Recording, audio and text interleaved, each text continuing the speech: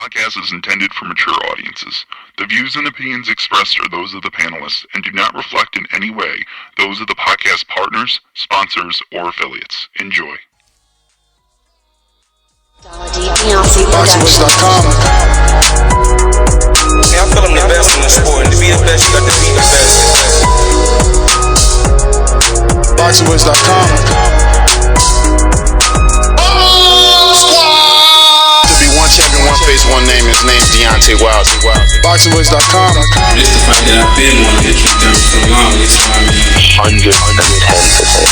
There's no doubt in my mind that fight will happen. There's no doubt in my mind I'll beat Wilder as well. I'm scaring heavyweights each and every time. Don't you see it? You know, I am the most feared. And if I'm not, then I want somebody to shut me up. I want somebody to prove that to me. I want to be proven wrong. But right now, I don't feel like nobody's gonna prove me wrong. Who has the guts?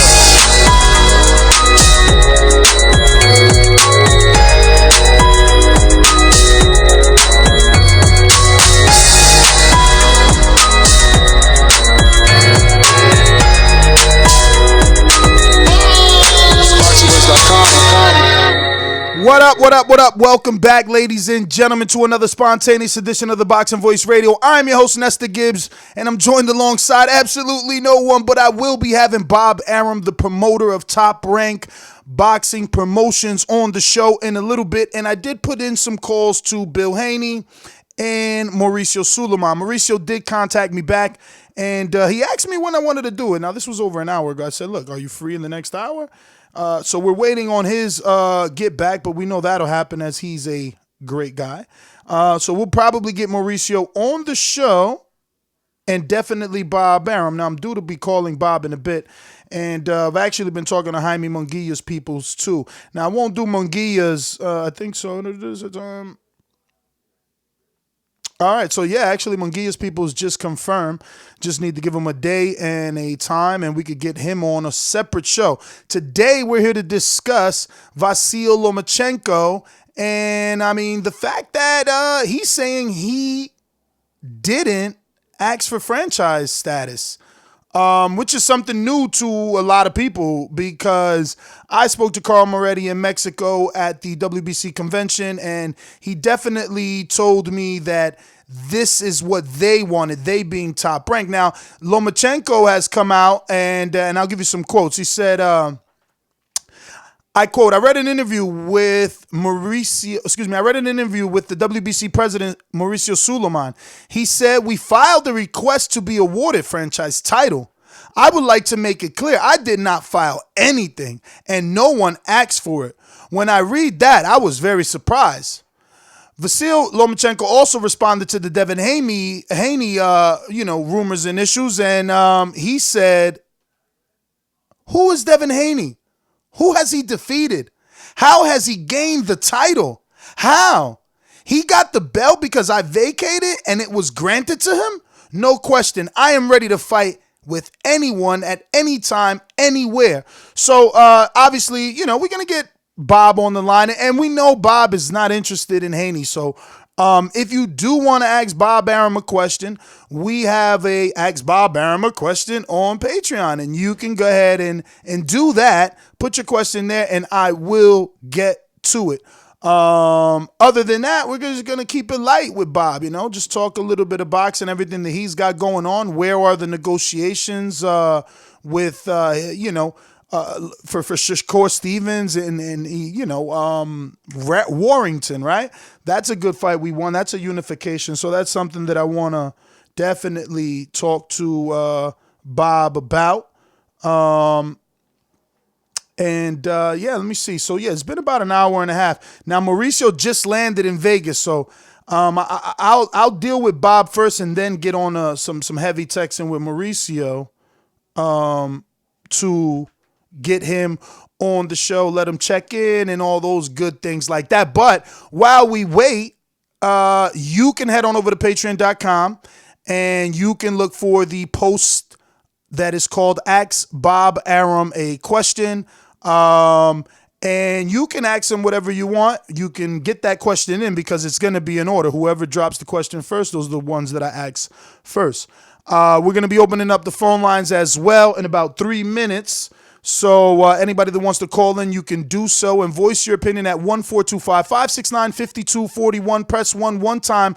Voice your opinion right here on the Voice of the People hotline.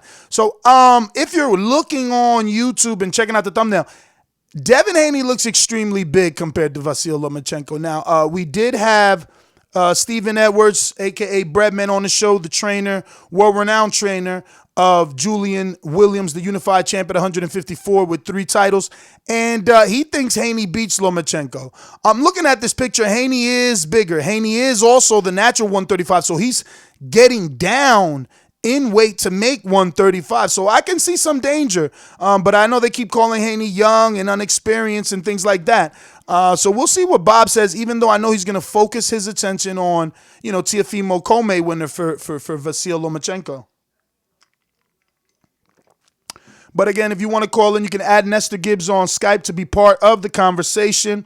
And if you want to get in a question with Bob, you can do so by hitting him up on, not hitting him up, but yeah, you can hit him up on our Ask Bob Arum a question on Patreon. I'm actually going to go ahead and post the link right here in our YouTube chat at youtube.com/The Boxing Voice. Hopefully all you guys are subscribed and you're receiving these notifications every time we go live. This is our second show today, and definitely, I believe, our 5th show in 2 days. So definitely tune in to us on iTunes, tune in, Stitcher, all that good stuff, wherever podcasts are found, so that you can stay up to date and get all the latest podcasts. So I just posted the link, Ask Bob Arum a question, Patreon only. It's right there in our YouTube chat, and you can definitely ask good old Bob a question. Let me see who's already decided to take advantage of being a Patreon family member. Refreshing here. So we got 4 people so far, and this post was only 9 minutes ago. Good to see Brandon in Cincinnati, Ruin of 504, Caesar in Vegas, and Big Supermax in Plainview, Texas. Steve, what's going on the check-in? Checking in on Skype. Glad to have you, Steve. I don't know if you know, but we will be having Bob Arum in a few minutes. I'm about to put some sort of, what do you call it? I don't know, I guess give you guys some music while we go off and connect with Bob Arum. Yeah, so in the meantime, what could I put here that'll hold you guys off? I don't know. All right, well, let me see. Wait, we got this intro. It's pretty long. BoxingVoice.com. Saudi Beyonce Productions. I must be the greatest. Let's get that done. I've been here before, and I know what it takes. It's hard work, dedication. BoxingVoice.com. Mayweather's PB, he's the best. Win, lose, or draw, we coming to fight. Can't nobody take that away from us. We're coming to fight. They do what they can, I do what I want. When you look at how he throws that left hook, it starts out really low. We're going to see what kind of character he has. And the lefts and rights by Maidana. And it's all Marcos Maidana here. A lot of those punches off his shoulder. I think anybody out there listening or the key, anybody, you think that that's a dangerous deal to make. I think it's a perfect deal to make. BoxingVoice.com. 15 minutes. Can you be strong for 15 minutes? Can you? Listen, the concentration is leaving a little bit. Pick it up. Pick it up!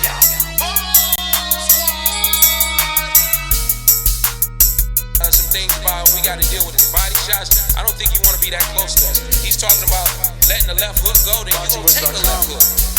Let's get that done. Look, the fire's coming. Are you ready for the fire? Look, we're firemen. We are firemen! The heat doesn't bother us. We live in the heat. We train in the heat. BoxingVoice.com. Let's get that done.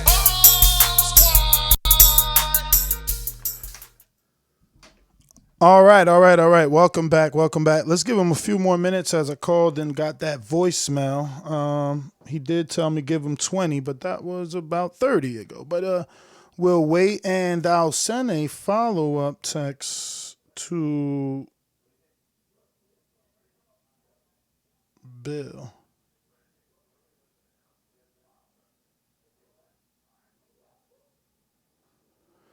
Yes. So once again, we will be having Bob Arum. You know, this is show business. So as soon as he is available, he'll be getting on. I'm going to send that secondary message to Mauricio.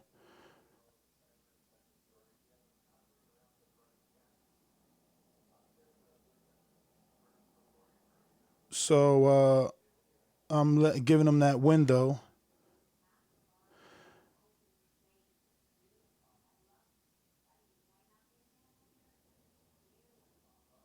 Sorry for the dead air as I'm texting.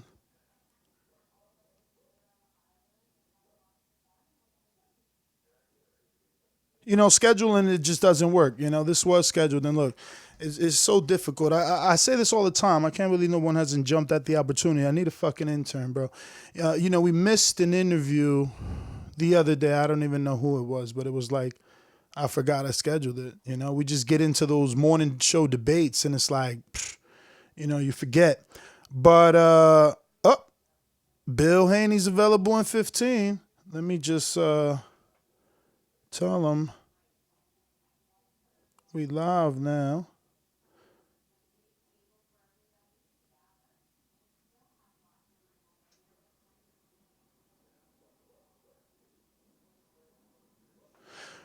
All right, so that is perfect. All right, so now all we got to do is try Bob one more time. They said play Mike's intro. You got it. I speak it, believe it, receive it. Speak it, believe it, receive it. Speak it, believe it, receive it. I can't say it enough. I speak it, believe it. Two attempts, handed bands over. Sicko hit, shot and miss. Two to stand over. Turn up. Breadwinner, huh? Look who in the building. Let me check my Instagram. I might be at 1 million. And I'm in. BoxingWinners.com.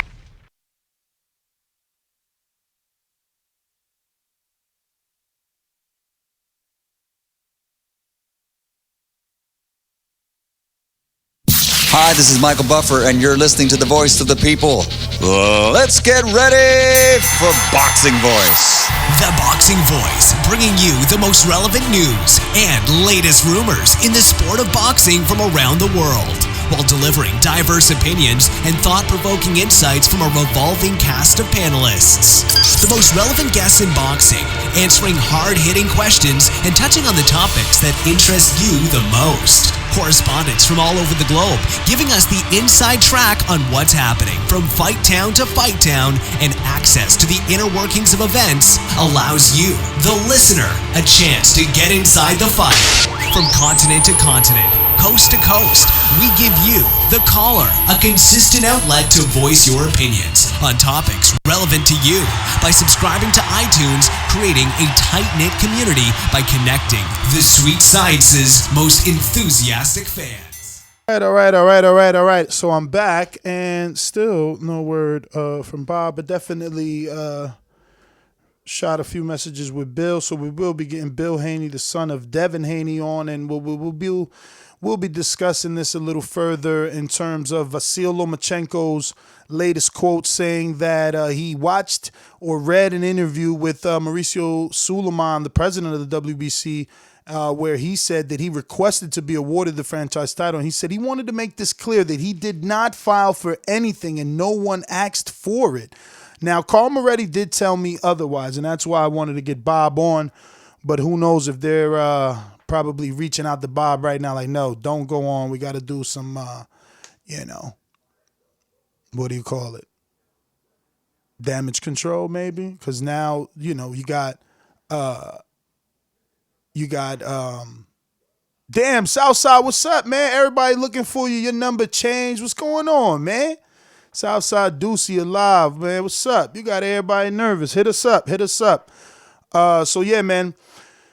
It would be good to get Bob Arum on because, I spoke to Carl Moretti personally. They asked for this franchise title, and it seems according to plan. Like, you asked for the franchise title, so you don't have to fight your mandatory. Put yourself in jeopardy of having that undisputed fight. So, yeah, I mean, it makes sense that they would have asked for this. For Lomachenko to say otherwise is interesting. But what's more interesting is his thoughts on Haney, saying, who is Haney? Who has he defeated? How has he gained the title? How? he got the belt because I vacated and it was granted to him. No question, I am ready to fight anyone at any time, anywhere. The problem with that is, are you ready to fight Haney? You know, and now, I mean, they can't go backwards, right? They've already granted Haney this title, so you know he's going to have to fight him because now he is a champ. I mean, I don't know what could be done from this point where he says, hey, wait, I never asked for this and I want my belt back. I don't want franchise. Then we'll really have a clusterfuck in here. You know what I mean? So interesting to see how that plays out. So it's going to look like we're going to end up getting freaking Bill Haney on before Bob Arum, man. What's going on? And I definitely try to get him ready for this beforehand so that it could go smoothly. But this is show business, you know what I mean? Unfortunately. We'll also have Adam Kovnacki tomorrow at 9:45 a.m. for our morning show. Heavyweight Adam Kovnacki will be on the show. All right, well, Haney's ready, so let's do it. Let me just have him call in.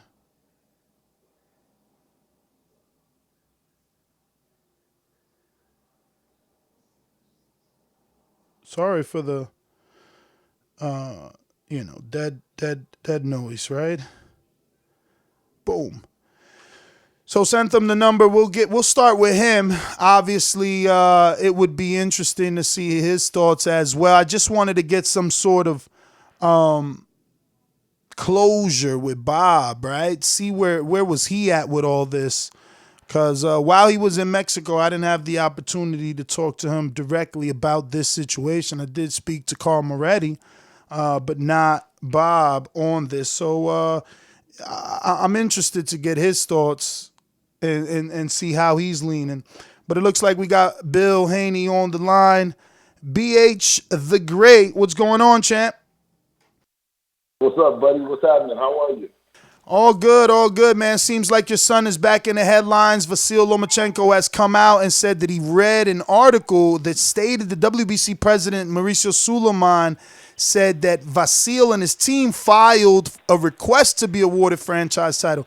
He said he wanted to make it clear he did not file for anything, and no one on his team asked for it. Now, look, I know I spoke to Carl Moretti while being in Cancun for the convention, and he told me things went beautiful at the convention because they got everything they wanted. I asked what did he want? He said, well, we got Vasyl to be franchise champ. I said, oh, you requested that? He said, absolutely.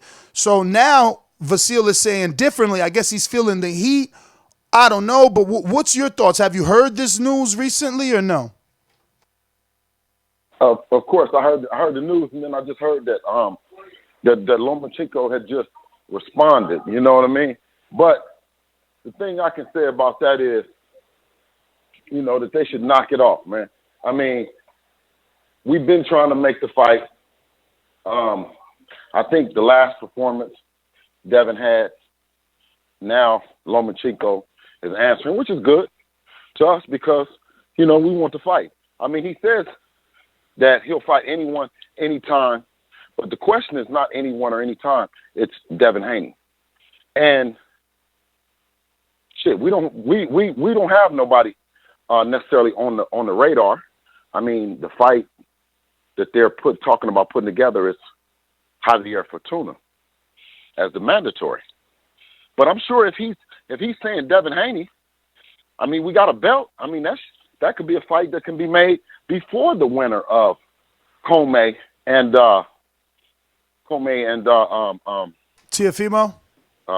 Lopez. Exactly. Now, he's not really saying Devin Haney. His quote is, and I quote, who is Devin Haney? Who has he defeated? How has he gained the title? Right. How? He got the belt because I vacated it? Yeah. Well, that's the thing is that he vacated. I'm glad that he came out and he said it because he's a great champion. He's accomplished a lot in the sport, but the way that it was being dressed up, it wasn't being dressed up as he was vacated. It was being dressed as if he had this franchise tag. And I'm glad that he came out now and is saying that, you know, is changing the tune because we just want to make the fight. You know, we think that he's a hell of a fighter, you know, well-accomplished fighter, and there's no better person, you know, in that weight class to test your skills against than Lomachenko. I believe that Devin has proved himself to be just as good, or if not better, than any opponent that Lomachenko has had. And you know, and it's just about the business of making the fight happen. That's it. Hello? Bill, you Yeah. there? I'm sorry, I didn't mute myself while taking Bob Arum's call. So I got Bob on the line now. Let me merge them and get right back to you so this you can hear from the horse's mouth, right? You'll get fresh news breaking. All right, here we go. Yes, sir. Bob Arum, how are you? Nestor Gibbs with the Boxing Voice. Thank you first and foremost for the opportunity and for taking out the time to talk with TBV. How are you? Well, good. I feel great. Rain stopped here in Vegas. The sun's out, so everything's good. Great. So good to hear that you're in Vegas. Are you going to visit the Deontay Wilder fight? I hear Ben Davison, the trainer, Fury is there, but Fury won't make a stop at the fight. Will you give the old Bob Arum scouting eye for this fight on Saturday night? Well, I had a previous appointment, so I probably won't go, but I'll definitely be watching it on pay-per-view. So obviously the reason I'm calling you this evening is because Vasyl came out and said that he had never requested franchise title or to be franchise champion. I guess he's feeling the heat from the fans, and he's saying that he'll fight anyone, anywhere, at any time. His quote is, "Who is Devin Haney and who has he defeated? How has he gained that title?" So, I mean, what do you, I guess, say about the Vasyl Lomachenko franchise title? Did you request for it? Is this something that the WBC just gave him? What do you know? Well, you know, they gave it to him the same reason they gave it to Canelo. They're both excellent fighters, and as long as they continue to fight the best fighters out there, and they're not looking for soft touches, we won't interfere with them by having them fight mandatories, where in so many cases the fight is not even competitive.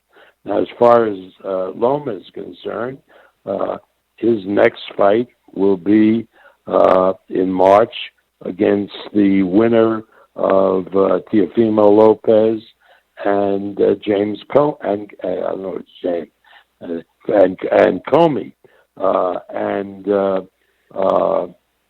that's going to be a hell of a fight in Madison Square Garden on the Crawford card on December 14th, and that's the best possible opponent for Teofimo, because if he wins that fight, he then is the unified champion, the champion of all four divisions. And then he's going to, as always, if Vasyl wins that fight, he then would look for the best fighter around at either 130 or 135, and we'll see at that point who that is. Now, you know, people say, most people who look at Vasyl say, when is he going to fight this kid Davis, Tank Davis? He was a terrific fighter, and I tell everybody, you know, after Teofimo and Comey fight, and Vasyl fights the winner, and if Davis is ready, and the guy who'll determine whether Davis is ready would be Floyd Mayweather, who's a great boxing guy, we make that fight. Now, as far as Haney is concerned, he's a really good prospect, but he's wet behind the ears. He doesn't have anywhere near the experience to fight an experienced guy like Loma. Maybe down the road, he would get that experience. Let him fight a lightweight, terrific lightweight like Linares or Campbell or guys like that who are available to him, and let's see if he truly merits a shot at a once-in-a-generation talent like Loma. I mean, I appreciate the way they're trying to talk up Haney. And I met Haney, and Devin's a really nice kid, and he has a nice father, and he's a real talent, but he's not nearly ready for a guy like Lomachenko. Give him another couple of years when he has fights some of these really good lightweights, and the fight can be made. But, you can't just make a fight because you have the biggest mouth, in the division. But isn't it slightly more than that? I mean, he went up the rankings. He earned his position to face Lomachenko. Oh, give me a break. Look at his record of accomplishments as against Tank Davis. Do they even compare? I mean, he fought this guy that nobody ever heard of to win a fight. I mean, let him fight some of the guys, some of the terrific guys, like Loma fought, and see how he measures up. Not an unknown guy who has an inflated record. I mean, let him fight a Campbell. Let him fight a Pedraza, maybe. Let him fight a Linares, and see if he even belongs in the same ring as Lomachenko. That is not hard to ask. I mean, Bob, it isn't hard to ask, but aren't we stripping away the essence of the sport when the number one contender can't face the champion because he doesn't have a sexy enough resume? No, that is not for fighters who have a track record like Canelo, who I don't promote, and Lomachenko, who have a history of fighting the toughest foes, the best fighters out there. You don't want to saddle them with mandatories. For example, and he's not a franchise champion, but look at the light heavyweight division.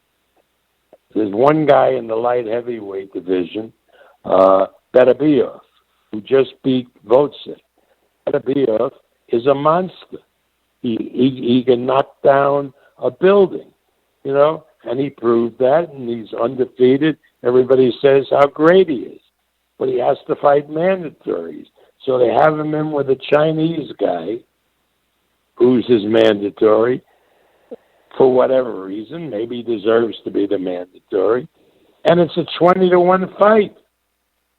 Well, boxing is going to destroy itself if they do 20-1 fights and pass it off as big fights.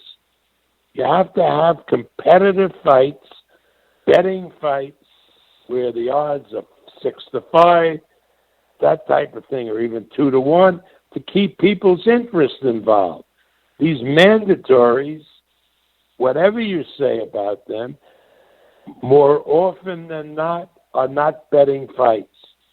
I'm telling you, in this sport, the people who are best equipped to make fights are the bookmakers in Las Vegas, because they will tell you what is a competitive fight and what's not a competitive fight.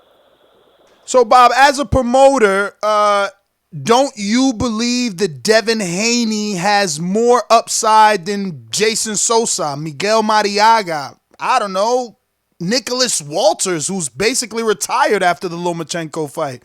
He's only 20, so if he suffered a loss... Back up. Nicholas Walters, Jason Sosa, when they fought, that was years ago, when they fought Lomachenko, were the best around. Nicholas Walters destroyed Nonita Donaire. Remember that? He was considered. I remember that, but a Vasyl beast. got him off of like a 12 or more month layoff. But that's besides the point. All I'm saying is upside. As a promoter, who is more marketable? Who is more marketable? A marketable guy is a guy who will lower the odds on a fight. If there is a fighter like, say, Tank Davis, Lomachenko, end of the year, if a fight can be made, probably Loma would be a 7-8-5 favorite, maybe a 2-1 favorite, competitive and so forth. We don't have to argue. The bookmakers, the public, the people who put up their money make it a competitive fight by betting on one of the other guys. Haney now would be a 20-1 fight with Lomachenko. Now, maybe 2 years from now, he wouldn't be. But talk to any bookmaker. That's what I have to look out for, selling a fight and giving the public the fight that they want. You may be in love with Haney. Haney may be the greatest thing coming. That may all be true, but he isn't now, and he won't be until he demonstrates his ability against recognized fighters in the lightweight division who either have held titles or have fought for titles, and none of these guys fight for me, like Linares, like Campbell. Let them fight those guys, and let's see, because if he can beat those guys, and he can beat them convincingly, then when he fights Lomachenko, the odds are more reasonable. I'm going to switch gears and get to some of the people's questions, but I'll ask you, do you think that Devin Haney beats Jorge Linares, who lost to Sergio Yayo Thompson and Antonio DeMarco? Well, I don't know that Linares lost to DeMarco. I don't remember that. All I know on is HBO. On HBO in his tune-up fight right after that was Sergio Thompson. All right. I don't remember that. But anyway, I remember Linares fighting Loma and giving him a hell of a fight until he get knocked out. I know Campbell fighting a very, very good competitive fight in England against Loma. I remember those fights. Let him fight one of those guys. Let's see what ability he really has. So we have a metric to compare him with Lomachenko. Right now, we don't have that. And until we have that... So I do want to get to some of the people's questions. We have Brandon in Cincinnati says, with Earl out injured, what is Top Rank's plan B super fight for Bud the Boogeyman Crawford? Well, obviously, it's very sad what happened to Errol Spence. Tremendous fighter and a really nice young man. Because his fight with Crawford would have been a tremendous fight. So we are going to get the best fights available for Crawford. An undefeated Kavaliskas is on December 14th. And remember, we have enormous talent coming up at the 140-pound division. Guys who, there's two champions, each have two different belts. There's Taylor, there's Jose Ramirez, and there's Prograis. Three really good 140-pounders, maybe to be joined by a guy who's gotten this Amir Amin, who is a terrific fighter, and we recently signed. So there'll be plenty of really good marquee fighters for Terrence to fight. Now, you look at the PBC roster, You have they have Porter, and apparently Porter and Crawford are such good friends that they don't want to fight each other. And Danny Garcia wouldn't be much of a fight, and anyway, he's waiting around to see if he gets Pacquiao. And Pacquiao, of course, doesn't want to fight Crawford because he has no chance with Crawford. So, other than that, Al doesn't have anybody else on his stable to offer Crawford. So what do you have in terms of super fight? What do you see on the horizon for him? If it's not Earl, what could you cook up? I really think you would look now to the 140 guys. Ramirez, who want to go to 147. Ramirez, Prograis, a hell of a fighter, even though he lost to Josh Taylor. Josh Taylor is a very big 140-pound champion, and he's looking to go up to 147. And then, we just started with Amir Amin.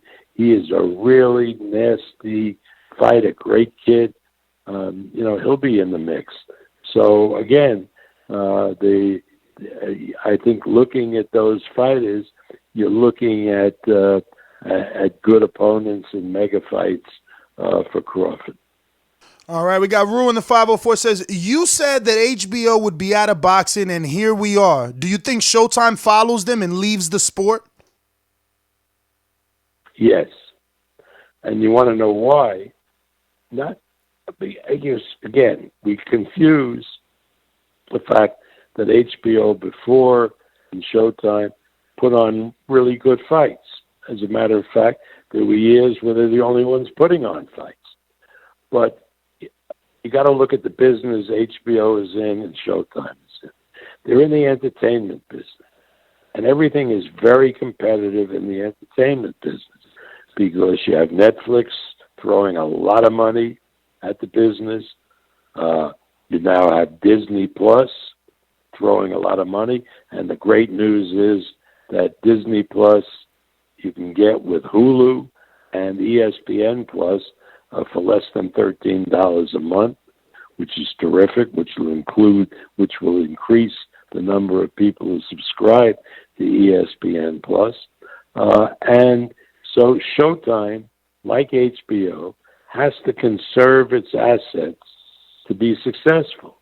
Now, if you put the money to a boxing event, any boxing event, it unfortunately, by the nature of it, opens and closes the same night. But if you put money in a series and the series hits, not only does it attract your viewers, but if it goes for a few years, you can sell it to another network or another streaming service and make multiples of what you put into it.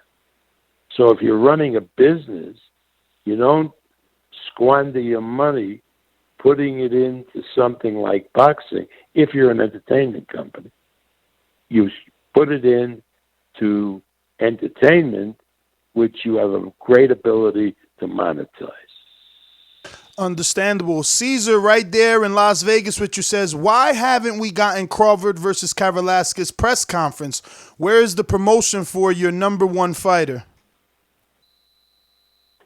Well, because Bud Crawford is a very serious guy, and he trains in Colorado. And so rather than jerking him around, when taking away from his training, and Velasquez trains in L.A., we'll bring them in early to New York, and like 10 days before, and you'll be sick of them. They'll be on so many programs, and we'll have so many press conferences. Same thing for Teofimo and Comey. We're already beginning to roll that out.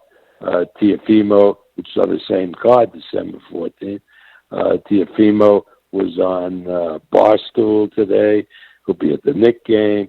Comey and he will be doing things in New York from now until December 14th. And then to add to it, Mick Conlon will be in, and we'll be doing a lot of events for Mick Conlon. We have found that if you do a press conference 8 weeks or 10 weeks before an event, it's like throwing money away. It's there, people forget about it, has no impact on anything, and we have analyzed all of this and believe you save your advertising and your marketing dollars for the home stretch. All right. Next one comes from Plainview, Texas. Joseph Rodriguez says, with Saudi Arabia hosting a big fight in a few weeks and your history of big global fights, any chance we can get another big fight abroad, maybe somewhere tropical, or is it all about the site fee in this day and age? Well, site fee helps, but I'm happy to announce that on February 2nd in China, February 1st in the United States, to coincide with the night before the Super Bowl, we're putting on a massive event on an island off China, part of China, but off China. They call it the Chinese Hawaii. It's Hainan Island. And in Haikou, which is a city on Hainan Island, they have an amazing resort like you've never seen before in your life. And we're doing a junior welterweight championship between Jose Ramirez and Victor Postal. And on that card, we have two more championship fights, which we'll be announcing. And it'll be a major, major event, both in China and for television back here in the United States. So you're holding an event in China with no Chinese main event? No, the Chinese undercard. Okay. China in the semi-main and the and another fight. There's a fight between a Japanese guy, Ito, a former champion, and a Chinese 130-pounder. Yeah, there'll be a lot of Chinese represented, but you don't have any Chinese fighters yet who qualify for a major main event. ESPN standards. Wow. I know the heavyweight with Rock Nation. Obviously he's not with you, right? But that would have been perfect. What is it, Zhao Zhang? He's fighting Monaco, I later think. this month. Yeah, right. And if he, we've contacted him, and if he comes through without injury, because time is running by, we're going to put him on the card. Oh, wow. Wow, great minds think alike. So what I'm looking is this is a 19-and-a-half-hour flight, Bob. No, it's 13 and a half. You're on the West Coast, Only champ. 13 and a half. 13 and a half. Yeah, that's right. I'm on the West Coast. I'm in the East. Whoa. Yeah, you're right. But all right, let's keep it moving. You want your viewers, you want your listeners to know how to survive those flights? How? Easy. A joint. All right. If you're a New Yorker, you come to Vegas and you get what we call edibles. And you eat a couple of edibles on a plane, and then you take a sleeping pill and you sleep for 10 friggin' hours. It's the greatest night's sleep you can get. Anybody who has insomnia should go on that trip. Now, edibles and then a sleeping pill, it's great. I'm going to be honest, if you're going to do the way that you did it when, what was it, Zhao Jim? I'm messing up his name. Definitely not Zhao Jim. It's Zhu Ziming. If you're gonna treat the media the way you treated them for Macau, then I might definitely head out to this island with you because anything that sounds like Hawaii sounds like a phenomenal place to watch a boxing match. But we got a few more. Let me tell you about this place. Let me tell you about. Go for it. I was there I went over last week for 2 days just to meet the mayor, et cetera, et cetera. They built a complex there, 12 international golf courses. They got 10 luxury hotels, big hotels. They have something like a Disneyland, a water world. They're building condos and condominiums. And the thing they showed me that was amazing, 40,000 square foot building dedicated to basketball, where they have virtual reality. You think you're playing basketball against LeBron James. I mean, I never saw anything like that in my life. And they are commissioning us, and I'm bringing over Ed Brophy of the Hall of Fame. They're giving me a building, 10,000 square feet, and we're going to do the same thing for boxing. So these kids can come in, hit bags, they'll get a readout of how hard they punched, everything. A state-of-the-art place devoted to boxing and to boxing memorabilia. Well, that definitely sounds exciting, man. I can't wait to see the official announcement, get some more details. But definitely, like I said, I've been to Hawaii, so anything that sounds like a new Hawaii is something that definitely needs to be checked out. This is called the Chinese Hawaii. It doesn't smell as good, I must say. It doesn't have a smell nothing has a smell like Hawaii. And some of these Hawaiian women are fantastic looking. There's some great looking Chinese women there, but it's not as exotic in that regard as Hawaii is. I love Hawaii too. No, and listen, I'm Caribbean, so I get you with the whole exotic thing. I need them to look a certain way too. Yeah. I'm going to go back to Plainsview, Texas. I got Matthew that says, how soon can we expect an announcement for Wilder Fury 2 if Wilder is successful this Saturday? Virtually immediately. We have there's no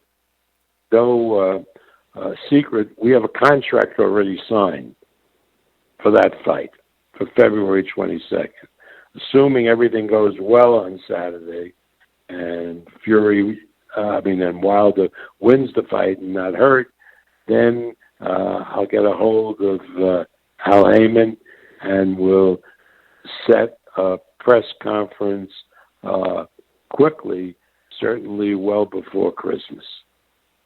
So, Bob, I don't know how well your memory is, but we were on the same flight to Cancun. I say all that to say that my brand is labeled, the voice of the people.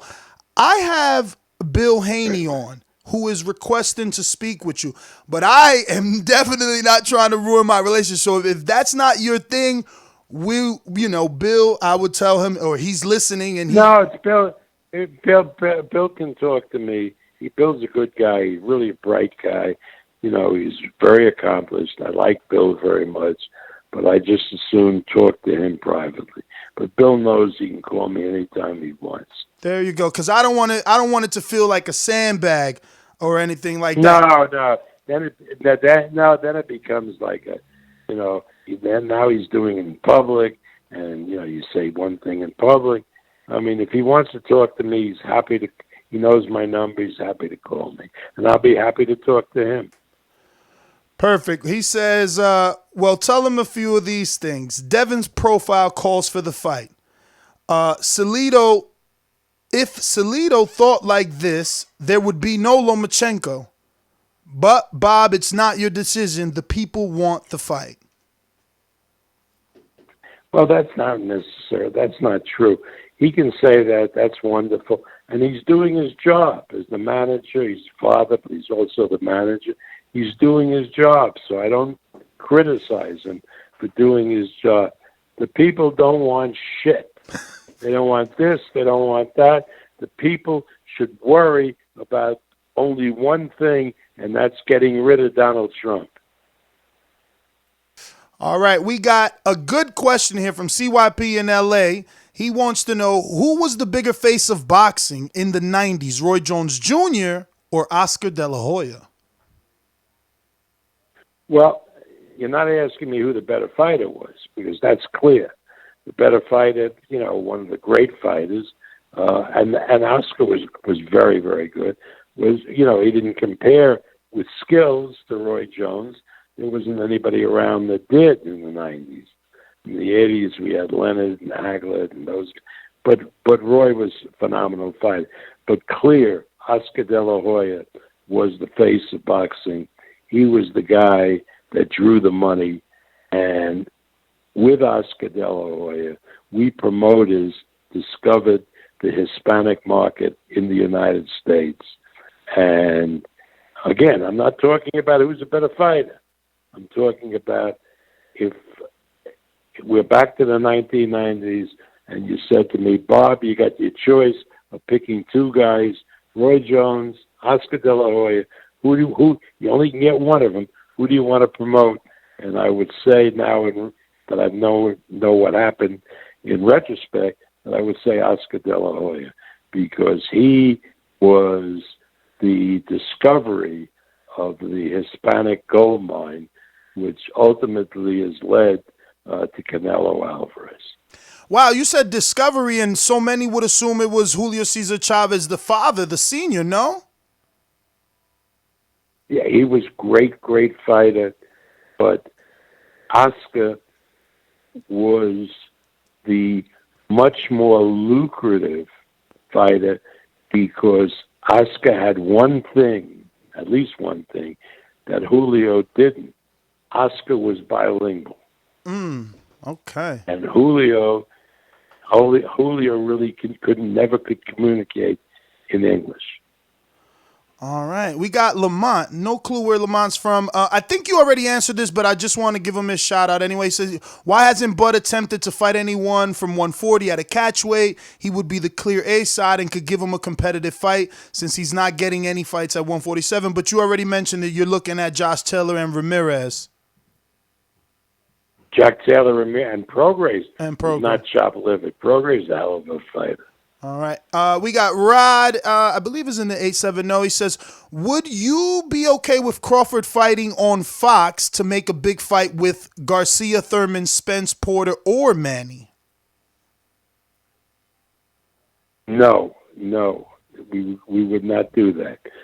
But then you say, well, why, how did you do Wilder and Fury?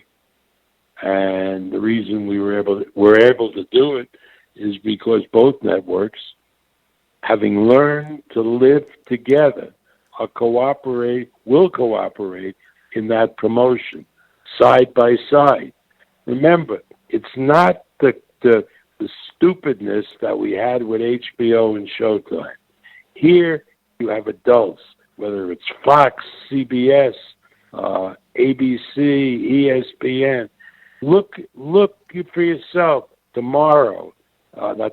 Saturday at college football. Look Sunday at professional football. You will see, let's say, during a Fox afternoon game, them promoting a NFL game on Sunday night on NBC. So the old days where you couldn't work together, etc., are over. Now, could a fighter that fights for us on ESPN fight over at Fox? Could a Fox fighter fight on ESPN? Yes, that would be dependent on the interaction between those two networks. So the answer is that it is possible. But I can't wave my wand and say that a fighter who's only fought on ESPN, he can go fight on Fox. There's not a deal made between Fox and ESPN. And Al would say the same thing. All right. Patrick in Boston. Now the Top Rank has signed Inoue. Following his amazing fight with Nonito Donaire, gaining the Ali Trophy and the world title in his third weight class, what are your plans for him just thinking now? Do you think he could go up any more weight classes to fight great top-ranked fighters like Navarrete, Lomachenko, which both been talked about being in future, or do you think he will try to reign at 118? Well, he'll fight at 118 initially. His promoter, Japanese promoter, is coming over to join us on the November 30th show, which has Oscar Valdez and Frampton, and we're going to be talking to him. But his first fight will definitely be at 118. There's a great fight that we can make later in the year in Australia against one of the Maloney twins. I can't tell which is which, but we co-promote both of them. And eventually, he's a big kid. He's a big bantamweight, very big. I mean, for a bantamweight. And so I think he could certainly go up to 122, 126, but we'll have to see. And, we promote him, but he has a co-promoter in Japan, and I'm not going to say what he'll do one way or the other unless I consult with my co-promoter.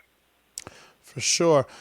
So we got Omega Cam, no clue where he's from. He says, will you do everything as a promoter, everything possible as a promoter to get Loma in the ring versus Haney and Davis and Crawford versus Spence? We the fans want these fights and are tired of politics and nice words and speeches from all promoters on all sides. Well, let's take all these fights. I mean, nothing would please me more than to have Crawford fight Spence for two reasons. One, because it would do my heart good to see that Spence is okay and is back in action and is physically able to fight. We don't know that. I would hope that that would be the case. And secondly, because all things being equal, that would be one hell of a fight. But again, for me to talk about doing that fight based on what just happened recently would be obscene. So I can't talk about it. But would I love it to happen if everything, of course. As far as Haney is concerned, I've said what I have to say. Haney should, he's a young guy, has all the time in the world. Take the time to fight a Campbell. Take a time to fight a Lomachenko. Well, his mandatory. Let's see how you do. His mandatory is Javier Fortuna for January, I believe, something like that. They need. Well, that's not a bad fight. Fortuna. I don't think that proves anything. After Fortuna, I mean, Fortuna's a decent fighter, but he'll beat Fortuna easily. But to see if he's competitive with a Lomachenko, let him fight a Campbell. Campbell isn't a destroyer. Let's see what happens there. They both fight, Haney and Campbell both fight for Matchroom Boxing. Should be an easy fight to make. And then we'll visit the possibility of doing a Lomachenko fight. As far as Tank Davis is concerned, I said Floyd Mayweather, whatever you say about Floyd, he knows boxing. And Floyd is the promoter of Tank Davis, and he will tell you when he thinks Davis is ready to fight Lomachenko. And I wouldn't hesitate to do that fight, after the Lopez-Comey winner fights Loma sometime later this year, because Davis has the credentials, which he's earned with Pedraza and so forth. And so I know that fight with Tank Davis and Loma would be a relatively close betting fight. Now, with Haney, in order to make it a close betting fight, let's see Haney with a couple of these experienced lightweights and see how he does. You know, I think he's an enormous talent. Not going to demean his skills, but in order to make it the fight that it should be, let's see the level of competition he can face. All right, we got 7 in LA. Says, why did ESPN change Lomachenko's record to undefeated on the overlay? I'm sure that was a mistake, right? Quite. Well, everybody knows he lost to Salida. He shouldn't have lost to Salida. Referee did a crappy job, but a loss is a loss.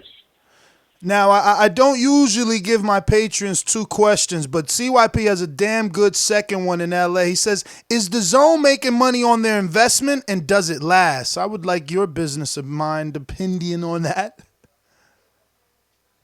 I don't look at anybody's pockets, and they don't share their profit and loss statements with me. I don't ask you how much you have in the bank. So I'm not going to answer that question, because if I answered that question, I would be answering it without having any real knowledge. All right. So something you could tell me, does Top Rank pay to be on ESPN, or does ESPN pay Top Rank to bring their fights there? If I paid to be on ESPN, I'd be bankrupt. What are you, crazy? They pay me, and they pay me a lot of money for the fights that I do. We do 30 fights a year, 30 fight shows a year from the United States, and another 40 or 50 abroad from all places around the world.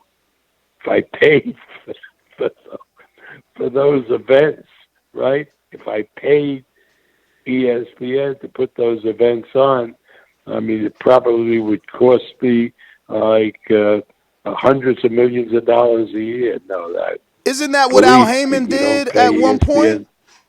Yeah, well, Al Heyman did, and Al had the experience of running through hundreds of millions of dollars.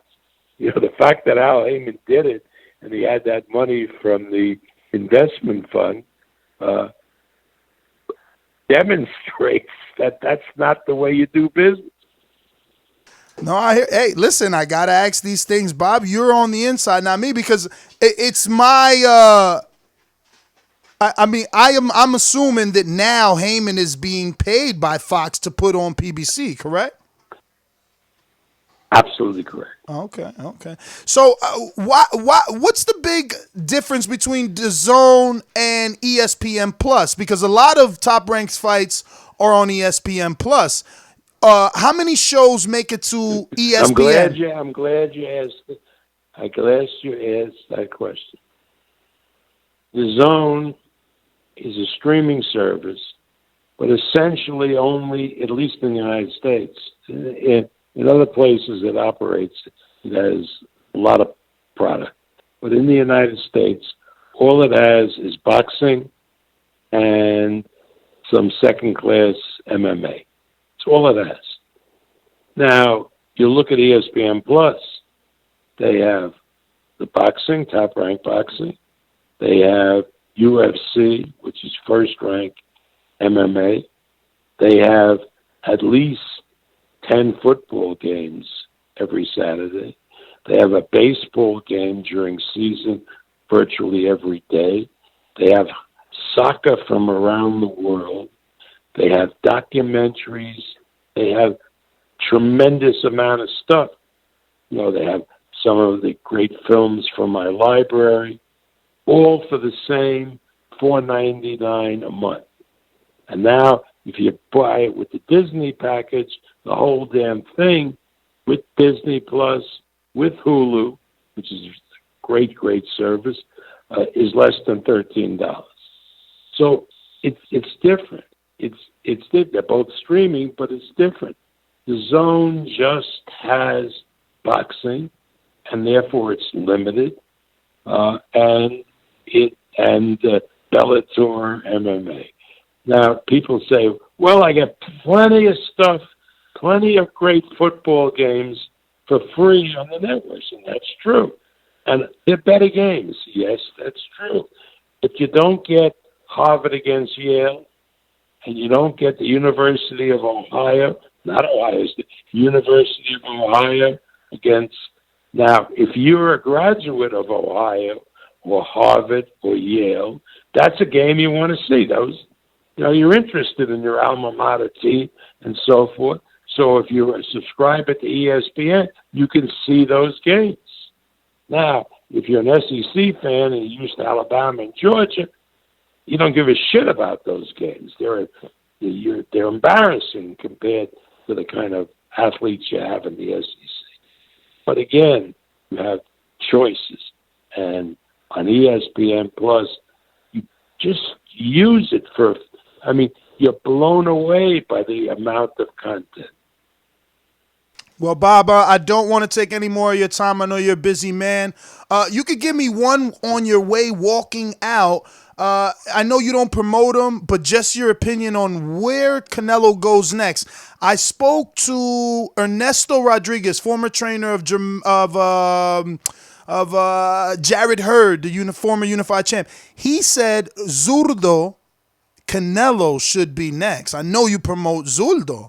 90 seconds. At 175, it would give Canelo the opportunity to defend that belt he won from Kovalev while not necessarily getting in the dangerous pool of Arthur Beterbiev. Well, that's a good idea, but that decision would have to be made by Canelo's promoter, Golden Boy, and by his excellent managers and trainers, the Renault. 60 seconds. So that's not a question that, really should be asked me. It should be asked the people who make that decision. But would you like it if they contacted you? Is that something you would be interested in, or you have other plans for him? Are you crazy? If they offered me a fight with Canelo or any one of my fighters, I'd be on the next plane to wherever they are to sit down and sign a contract. Oh, Bob, I love your candidness, man. Thank you so much, man, and appreciate the time as always. Hey, good talking to you. All right. Take it easy. There you have it. Seconds. I fucking hate that lady. Why does she do this to me during important interviews with her countdown? But I want to thank Bob for coming on the show, and I want to thank Bill Haney. They call him BH the Great. He's truly the fucking great. He stood here for the whole interview. BH, man, I'm sorry what's going on. What did you think, man? We tried. The people even had the questions fighting for Haney. I'm fighting for Haney, man. What do you think of Bob and his answers? Man, I love to hear Bob talk because he be bullshitting for real. I love him. As a promoter, to me, when you put on the best events that you can put on, meaning using the talent that you pulled and you're working with, and they're a great company. They have some of the best matchmakers in both Bruce and Brad. I get them confused with Goodman and Jacobs, but Bruce and Brad, some of the best matchmakers in the business. And what people got to understand is one thing he said is which is important is he says the matchmakers and Vegas makes the best fights betting wise, right? What I noticed that he said, and I don't know if he meant to say it, but he did. He said is the people know shit, or the people are shit, or something. What did he say, man?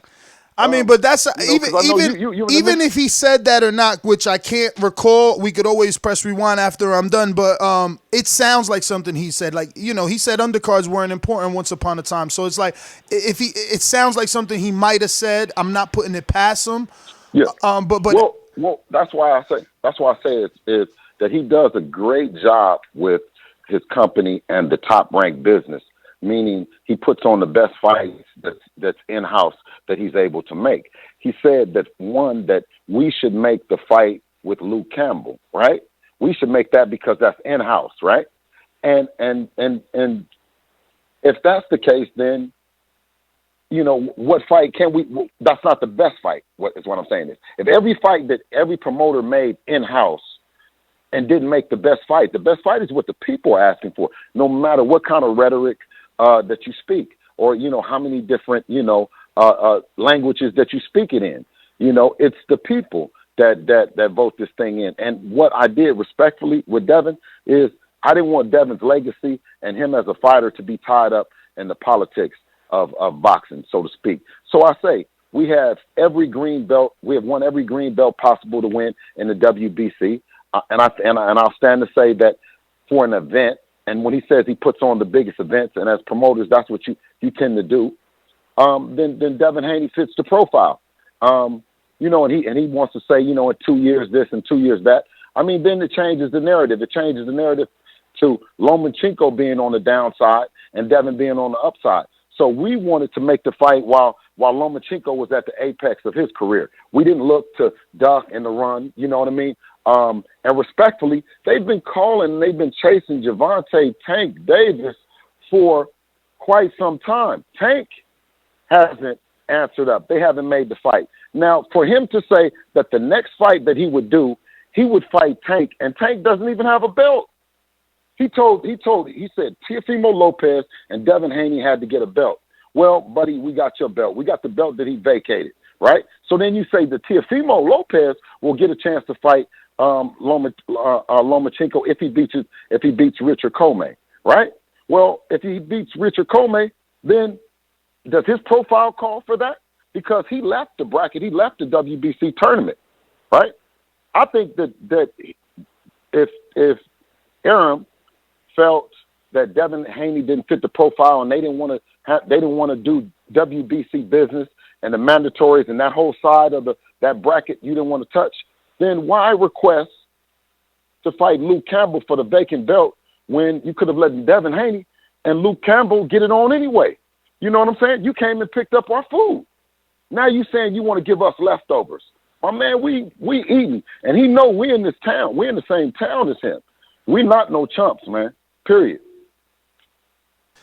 So I'm going to be honest. I don't like the Luke Campbell fight better. What is Bob talking about? I don't know if the public... well, it's leftovers. Well, it's leftovers. It's leftovers for a world champion. You know what I mean? It's not the kind of talk that the people understand. He's the world champion, and you telling him to go fight all these other people that's not. What does that do? What does that do to raise his stock? But when you talk about the Devin Haney stock. I mean, now, you as a trainer manager, business, but you as a trainer manager, what is it that Luke Campbell brings to the table? Like, who'd he beat that is supposed to prove to Bob that Haney is ready for Vasyl? Well, you know, it's too much to concentrate on. You know what I mean? When you're concentrating on the losers, you know what I mean? We're focusing on the winners. We've gotten to the position that the Lomachenko said.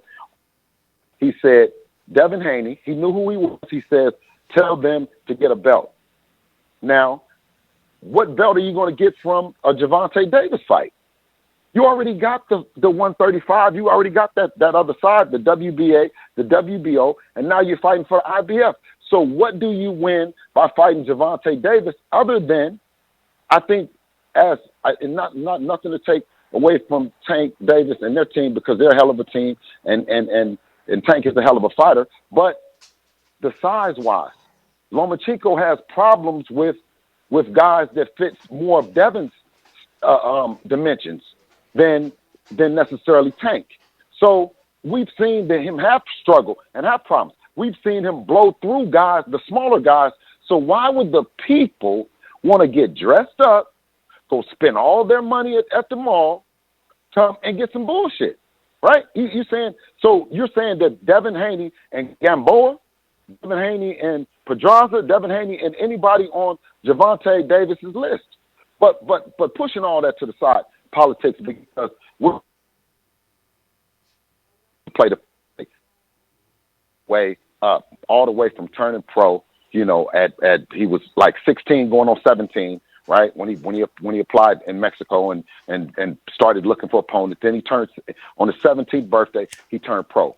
We worked our way from the youth belt to the international belt, won the silver belt, fought for the interim world title, and guess what we did, Ness? Guess what happens when we get to the door? Champion vacates. Ness? The champion vacates, man. And then I say, listen, but then that's why I said this. I'm in boxing. I love it. I love the sport of it. I always watch it. But I'm in the Devin Haney business, and I know for a fact that we couldn't pull that bullshit over on the people. Now I know the people are more smart. And to answer your question, I think the people pay for everything. You know what I'm saying? Without the people, you don't have an event. So the promoters, we got to listen to the people. The matchmakers can match them up, carefully and thoughtfully to build the fighter. But once the fighter steps in and start knocking on your door, Lomachenko, you got to answer or you got to vacate. And that's what's happened. The people now are saying, that they would like to go fight, but it takes two to tango. And for us to sit around at 135 and just eat leftovers, my man, I think we'll move up to 140. And, and maybe we can get a chance. This fight, respectfully, which we offered Tank a real belt, right? He opted to go fight for a junior belt, and fight Gamboa and attempt to sell the people out that this is a world championship fight. How can you fill up a stadium and it's not even a world championship fight? Because the guy that has the belt has already called you out. Bill, that division, but you don't think he's thinking tickets? You don't think he's thinking tickets like, where could Haney and Lomachenko sell out? You can fool, huh? I said, where can it sell out? Yeah, where would it sell out? I'm asking you the question. Now, you there? When you haven't lying and distorting the truth to the people, shit, you might have them end up any fucking where. You see what Jim Jones did with the Kool-Aid, my man?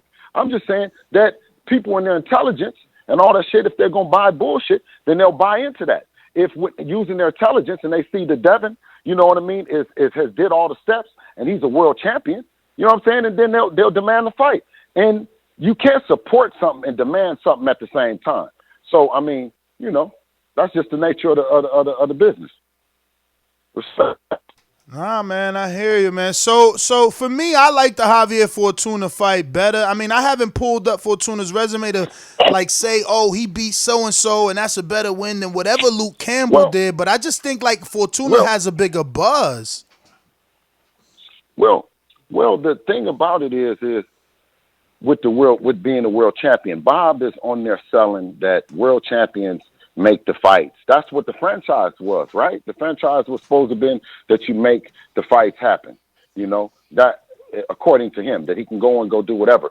We want to make the biggest fights happen as well. Now, the Fortuna fight, we sell the Fortuna fight, but Fortuna respectfully doesn't necessarily have a profile that fits a Luke Campbell. Respectfully, I can't bullshit you about that. Luke Campbell got a whole country. But he's still saying that we take Luke Campbell because that's the leftovers, and then that proves that we're worthy of it. How does a world champion prove him to be a world champion, other than fighting his mandatories, which is Javier Fortuna? Well, I mean, this is nothing new, though, Bill. It's not like Deontay Wilder wasn't in this position with a title still needing to prove to Eddie Hearn and Anthony Joshua that he was worthy of an opportunity. Absolutely. So but I mean, respectfully, but you got to think though. Respectfully, with Deontay Wilder, he is at the top of the food chain. He can't go up no weight, and he can't go down.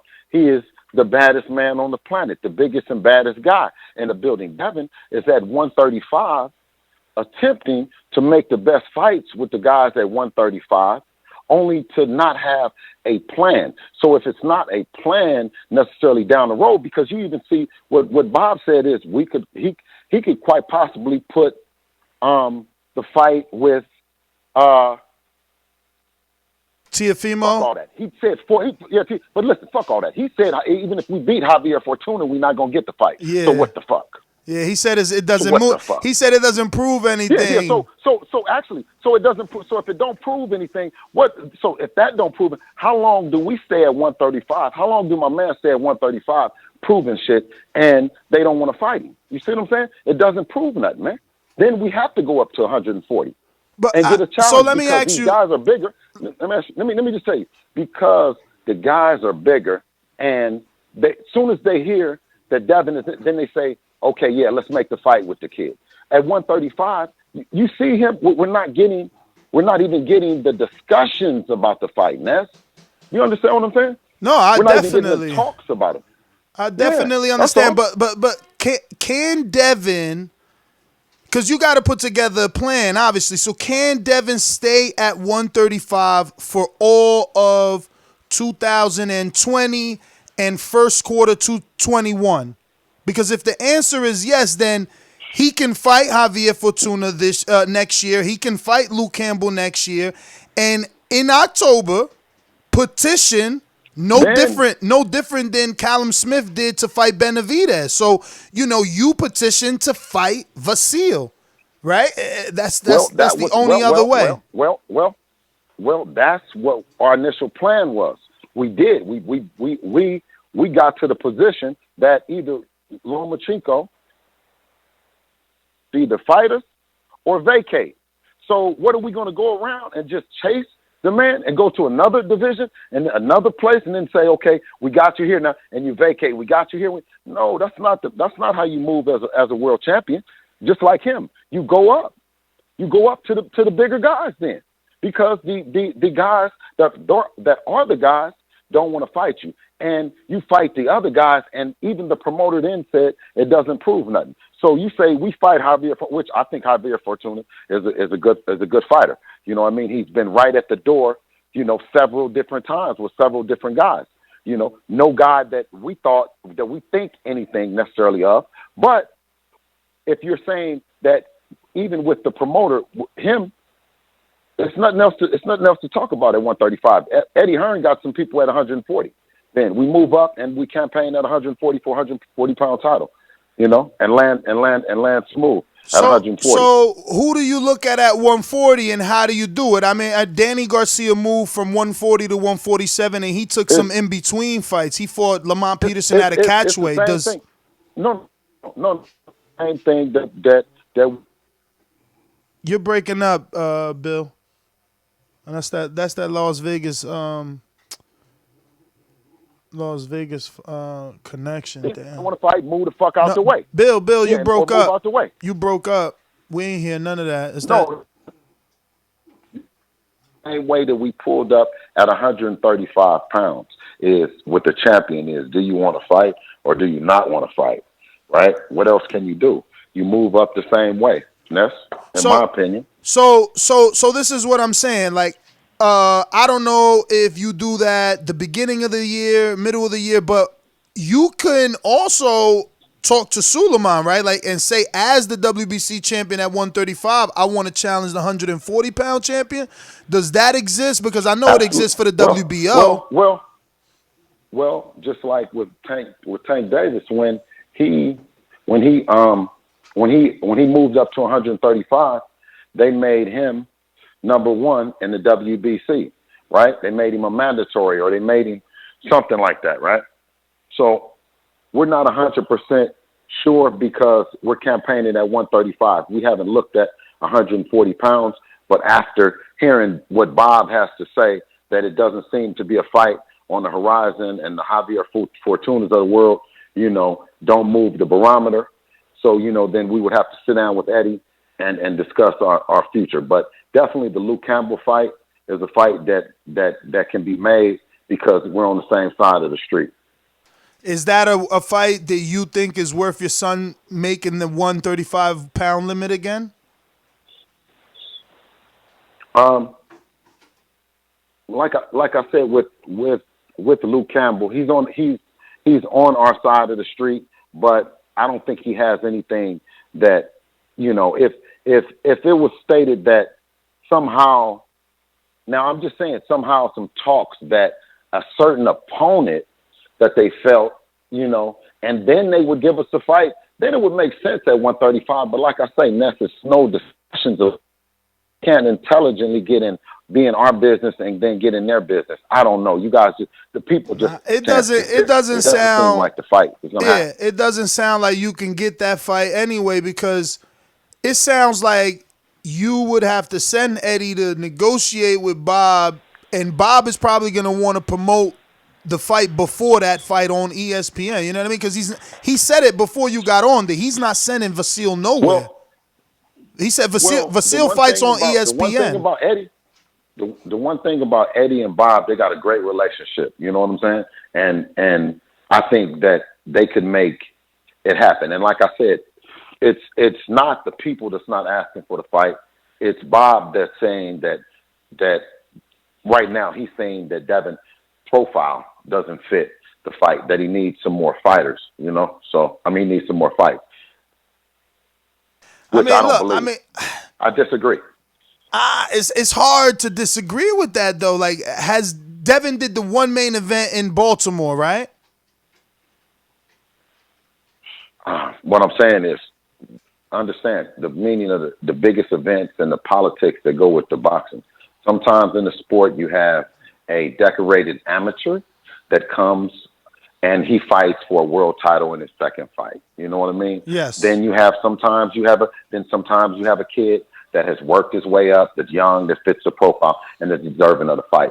I take nothing away from these fighters and what they did and what they've accomplished, but in all fairness, that Top Rank has the best matchmakers in the sport. So if you think that they weren't built right to be world champions, now I'm just saying they be the world champions, and then it's time to fight. I don't think Bob is not, trying to put his fighters in the best fight in house. But when it comes to a fighter that's not necessarily signed to Bob, then I think that the politics come into play when, if according to him. Now, this is according to him that he's trying to work with Al Heyman to make the Crawford and Spence fight respectfully, and then and that's what the people want. Then, if the people are asking for Haney to fight him, then how do you? Then the people are saying to fight. So who do you fight then to make the people want it more? So if the people are supposed to want it more because we went and fought this guy, because guess what they say, man? They say, oh, he ain't did nobody. He ain't fought nobody. We need to see him with Lomachenko. I hear you, man. I hear you. What before I let you go, last question. Perfect world, what's the plan? Like, you're not getting Lomachenko. What's the 140 plan? First fight, second fight? How do you approach it? Well, the first and foremost is that, Devin is 20. He's growing, and he had a shoulder. He threw his shoulder out during the last fight. So resting up, and then sitting down with Eddie, and first order of business is dealing with the Javier Fortuna and the mandatory and what's going on with that. And I think Eddie likes that. The people like it. You know what I mean? So that will probably be maybe our last fight at 135. Now, I don't know when it'll be, but I'm looking at that to be the next fight. Now, I feel like I've heard you throughout this interview say that Campbell is the bigger fight because he brings a country. So wouldn't you rather pay step-aside money, fight Campbell for the bigger fight, and make that your last fight because the check will be bigger? Or? Well, see, now you're dealing with legacy, you're dealing with business, and it's a combination of them both. That's why I said I can give my opinion, but actually to sit down with the team, Devin is a young boss within himself in his own right. So hearing just his opinion and his vision of how it looks, I value that a whole lot. But the facing the mandatory, then paying the step aside and stepping aside somebody and all that, I don't know what kind of feeling or what kind of energy that's going to bring. Mm-hmm. So I won't necessarily say that we're going to pay nobody shit to step aside of nothing. You know what I mean? Mm-hmm. So, but we understand the politics, and then I understand that I don't understand it, but I heard what Bob said about Luke Campbell and all that shit. So I guess we just got to sit down with the team and then come up with an answer. And what's the diagnosis of the shoulder? Was it dislocated? Does he have a time frame when he's able to get back into the gym? Yeah, no. It just dislocated. It came out of the socket, and then it went back in. So he still got MRIs, and then it still is. His doctors are looking at it. He went to one doctor, and then he's getting another doctor. So we'll have like 2 or 3 different opinions, and not just go with one about it. So that's where he's at right now.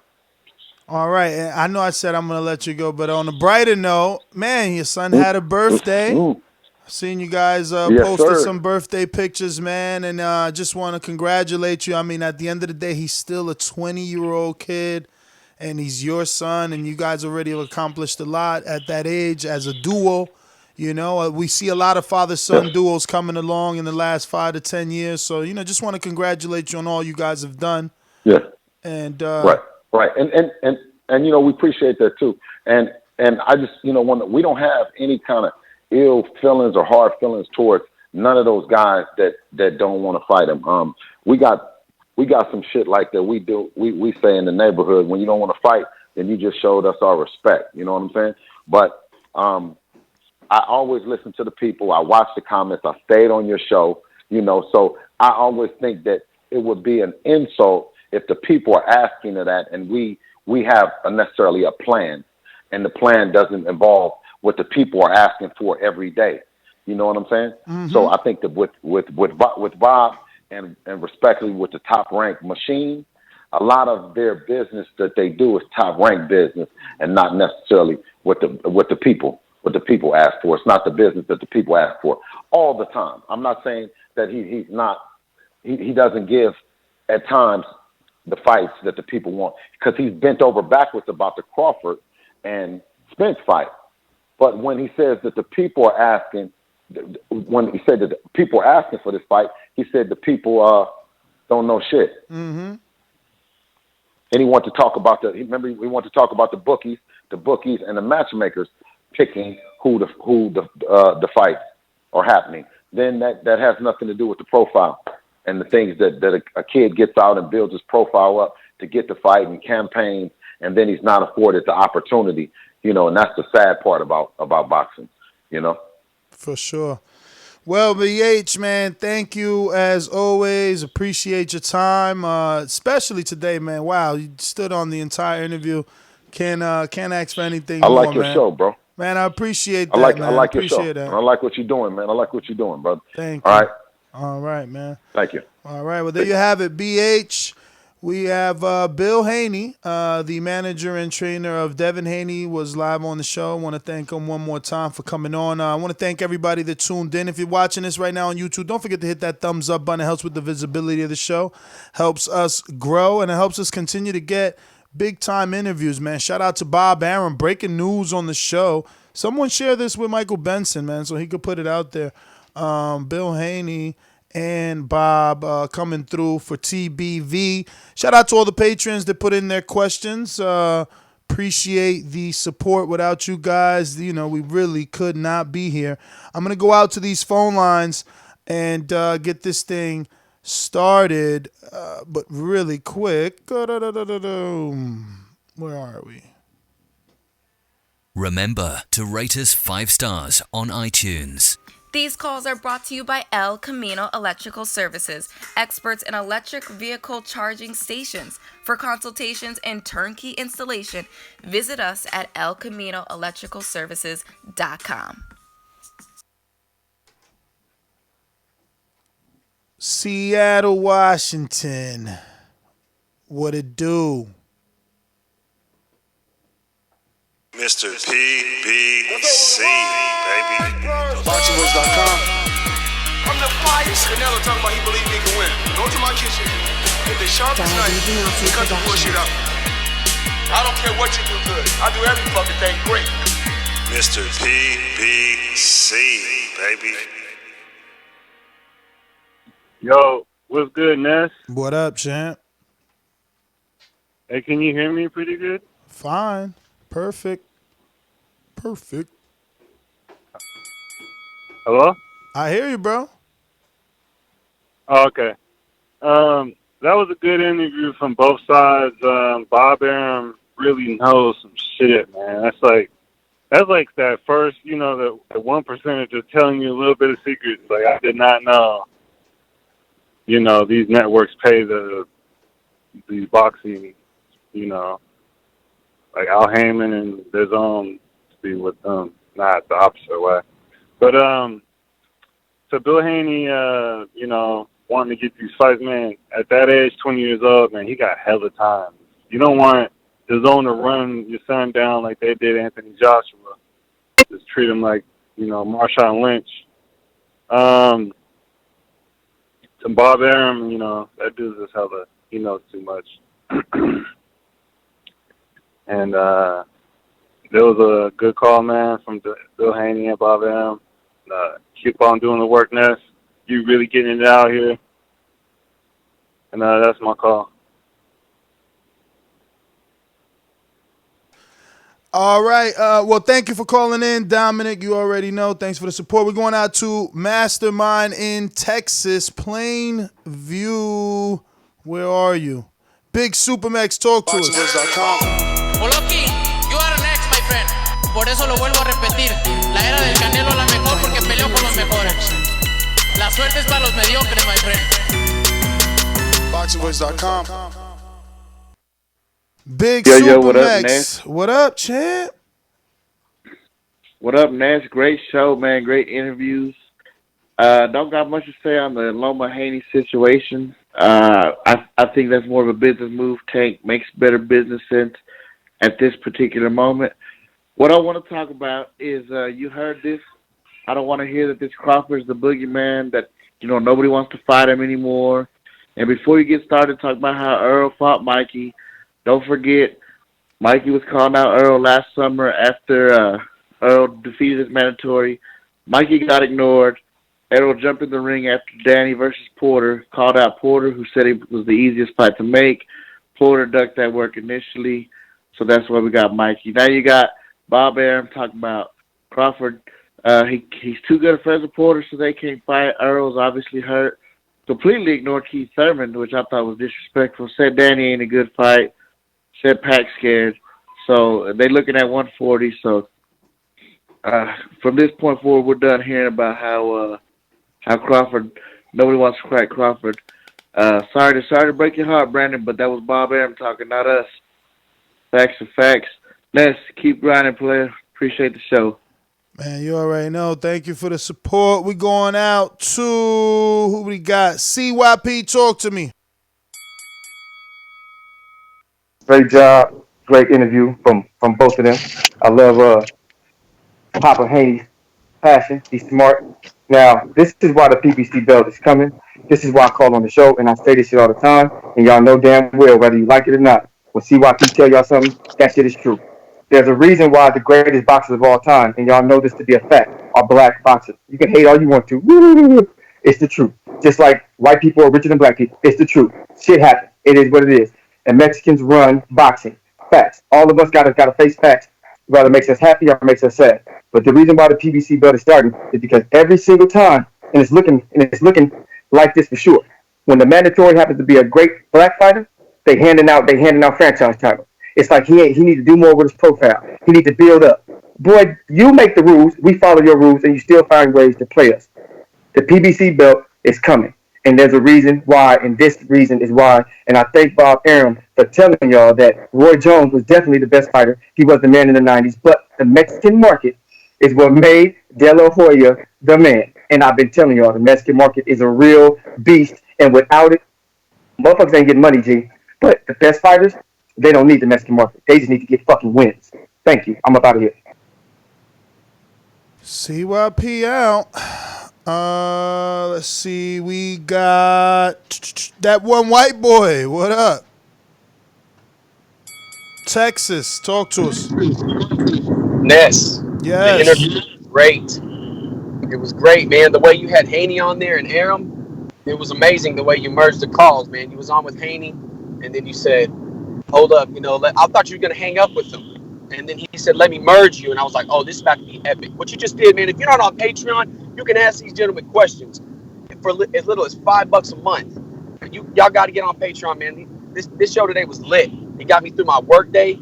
It's just what I needed, man. I needed that just then. And shout out to the Boxing Boys. They're doing some real work. And for as little as $5 a month, man, you can get on there and be a part of Border Wars if you're about that and showcase your boxing skills. I'll be showcasing mine February 29th in Texas, my home state.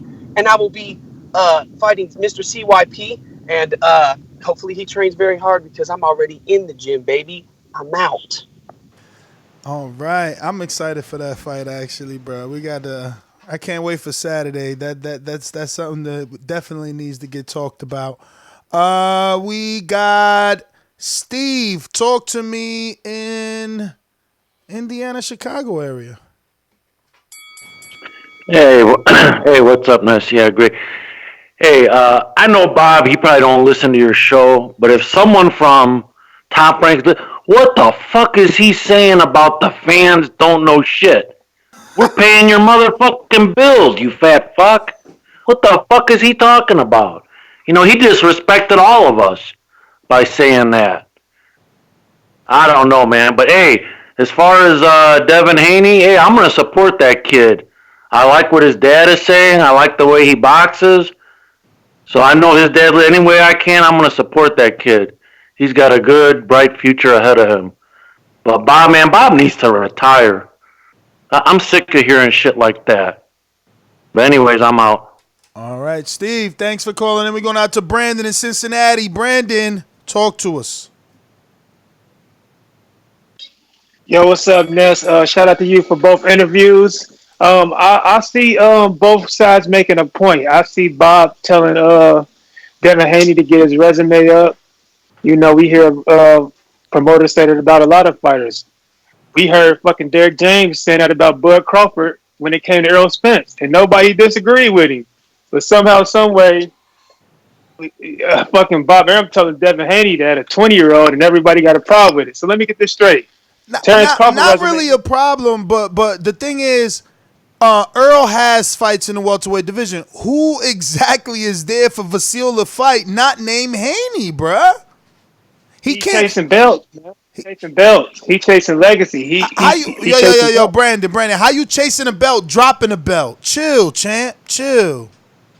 Come on, man. Come on, you know what he was trying to do. And to be honest, man, I mean, from that franchise championship belt, only thing that is really a way to, you know, not face mandatories without paying step aside money. When you think about it, business-wise, it's a strategic move. You know, guys pay step aside money to avoid mandatories. We saw Wilder pay step aside money to Stavern the second time to try to make a big fight. If you got the franchise belt, you keep that money in your pocket.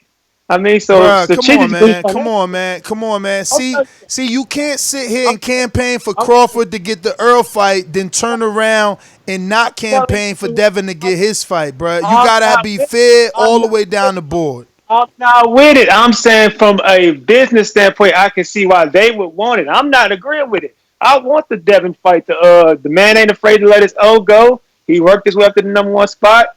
We don't mind him if he lose to take O. We ain't gonna abandon him. Let's make the fight. But I'm saying I understand from both sides. We can't say Bud Crawford needs to get his resume up for Errol Spence and all you motherfuckers. I got you, man. I got you. I mean, I hear you. If you look at, because I look at everything from all sides. So I hear you. From a business standpoint, yeah, it makes sense. You're saving money, man. I get you. Caesar in Las Vegas, talk to me. What up, Nash, man? How you doing? All good, champ. How are you? What's good? Yeah, man. So when Bob answered my question, he did mention that. Oh, and by the way, if you ain't on Patreon and you didn't get to ask Bob a question, you stupid. Shout out Stainless. But when he answered my question, he said that it would be a waste of money to have a press conference for Crawford and Cal Velasquez. Yes. I was a little disappointed, man. I was like, what? What are you talking about, waste of money? If anything, it'll make you more money down the long run because you're better promotion. More people know that this fight is actually happening and it exists. And this Igas Cal Velasquez guy is a real fighter, which, I mean, I mean, nobody's really gonna give Crawford credit for this fight anyway. But still, I mean, fucking hype the dude up a little bit. And you don't think a press conference would do that? I disagreed with that, and I was wondering what you thought about that. Nah, man, you know that lack of promotion is nothing that I could agree with. Obviously, I think I'm the guy that thinks some of these fights deserve, more than just 2 cities. I need 4 sometimes, and they don't even give us that. So yeah, I think that I'm like you. I'm the mindset that the more promotion, the better for the overall performance of the fight. But I guess not. But Caesar, you're the man. Thanks for calling in. We're going to Checkmate Boxing. Where you calling in from, Checkmate? Checkmate Boxing. Going once. Gotta unmute, champ. Twice. All right, we'll get Hold up. Right now? We got you. All right. Yeah, it was the blog talk, it said no shows was on. So yeah. So it was so much bullshit to buy. So I really enjoyed it. Let me tell you something. I had to wipe tears out of my eyes. I was laughing so hard. Because Bob he will just say the funniest things and he know he lying. And then he'll give you some truth in there, and I'm telling you, Bob and Barry Hearns are the best interviews ever. One of the funny things he said, of course, he said Devin Haney got to wait 2 years to fight Loma. Loma fought for a title at 1-0 and 1-1. Come on, that's bullshit. Another one he said, as I told you before when you guys was getting on Tank, I said Tank is fighting Loma in 2020.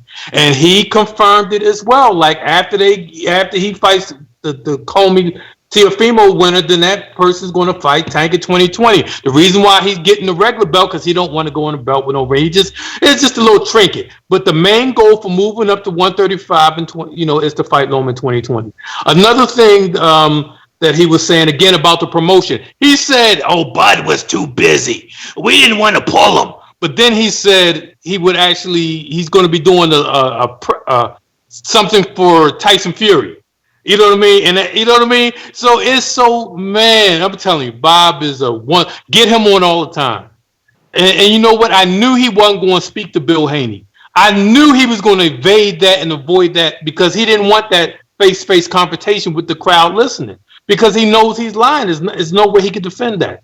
But I really enjoyed it. You held on, solo dolo today, so you did a great job. I really appreciate it. That's my call. All right. Checkmate. Thanks for calling in.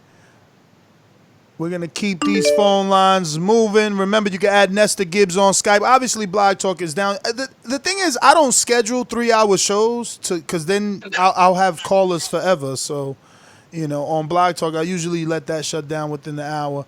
And then you got to be right and get Skype to join in. We going out to Joshua, New Orleans. Talk to us. Yo, yeah, shit, I missed your shit. I missed the interviews. I was getting a massage while you was doing all that. So, can you what Bob was talking about? Oh, so you want me to recap it? Get out of here, bro. Yeah. You wildin'. I don't know. I mean, Bob was talking about everything because, we went to the streets, man. But basically, he was saying Haney don't deserve the fight, needs to fight Luke Campbell and Linares to prove how good he is. Okay, that's like him putting up stop signs and roadblocks. Because if Haney wants to fight Lomachenko, Lomachenko, whatever he was saying, he could have got out there and got that smoke with Devin Haney. But people like Devin Haney, with the whatever benefits Canelo belt, they go hide in their witness protection and stuff like that. Put up the roadblocks, hide behind that WC belt and stuff like that they have. And I'm done with Lomachenko. I've been done with the Canelo Alvarez of the world, the Lomachenkos of the world. I really don't have nothing to direct this call to because I missed completely of the show. So I'm just gonna have to kick back and lay on. So I ain't got no opinions. That's my call. All right, man. So we made news with the Breadman debate on the lower weight classes. All the fans of the lower weight classes ganging up on me on Twitter. We going out to Who's this? Johnny. Talk to me. Where you calling in from, Johnny? Johnny Clementes. You got to take the mute off.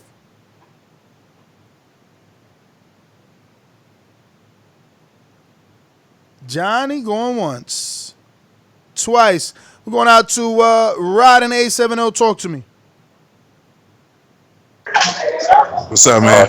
Hold on, Rod. We got Johnny on. Go for it, Johnny. Hey, champ, it's the agitator. Change that shit for me, boy. I can't change it. That's your user. Oh, I gotta change that shit. I'm new to this Skype shit. I don't know. Hey, I wanted to give you credit for both interviews.